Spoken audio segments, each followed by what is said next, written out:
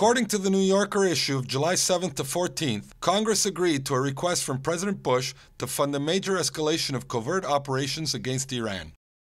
The article is by Seymour Hersh.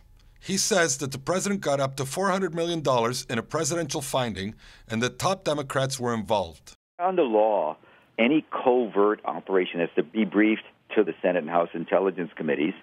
In this particular case, the Senate and House Democratic and Republicans leaders of the Intelligence Committee, and also the House Speaker, Nancy Pelosi, the Senate Majority Leader, Harry Reid, and Republican leaders of the House and Senate. I mean, you're talking about a very classified presidential finding. An unidentified source told Hersh the finding was focused on undermining Iran's nuclear ambitions and trying to undermine the government through regime change. The funds were requested at the same time that a U.S. National Intelligence estimate late last year stated that Iran had halted any kind of nuclear weapons programs they may have had by 2003. Despite the report, the Bush administration and many in Congress continue to talk about Iran as a nuclear threat. In an interview with CNN, Hersh talked about Bush and Vice President Dick Cheney. Their mission is to make sure that before they get out of office next year, either Iran is attacked or it stops its weapon program. As well, a non-binding resolution with bipartisan support is moving quickly through the House.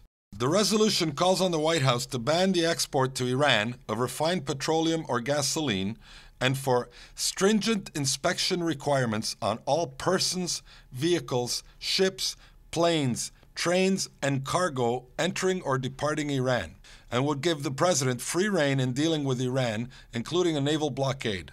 A similar bill is being tabled in the Senate. Good morning, everybody. Senator Joe Lieberman was asked if the resolution would be an act of war against Iran. Well, of course, I think that the Iranians training and equipping Iraqis who have killed hundreds of American soldiers is an act of war by the Iranians.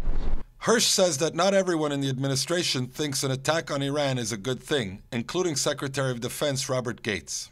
Well, Gates late last year went to a closed-door meeting of the Democratic caucus. This is an off-the-record meeting. And so with that kind of confidence, Gates spoke rather openly. If we bomb Iran, he said, our grandchildren will be fighting jihadists. In other words, we'll be dealing with al-Qaeda or that ilk for the next couple of decades, generations. And it was very troubling to the members. They asked a lot of questions about it, and he assured them he was speaking only for himself, obviously. Others have also suggested that force might not be the best way. The historical pattern in Iran has been that when attacked, people rally around the flag. We saw that in 1980 when Saddam Hussein invaded Iran. This was at a time when Iran was in great chaos. The revolutionary regime had executed a large number of people from the Iranian military. Khomeini's grip on power was not as strong. He was in a very intense power struggle. But then Saddam invaded, thinking that Iran was weak, thinking that the Iranians would not unify. And within weeks, you had 100,000 volunteers rushing to Khuzestan region in order to expel the invaders. And a lot of historians argue that the Khomeini government did not survive in spite of Saddam's attack. He survived because of Saddam's attack. And if history were to repeat itself, which it so often does, then an attack on Iran would not weaken the government in Iran, it would strengthen it. An attack on Iran would not help the pro-democracy forces in Iran, it would kill it.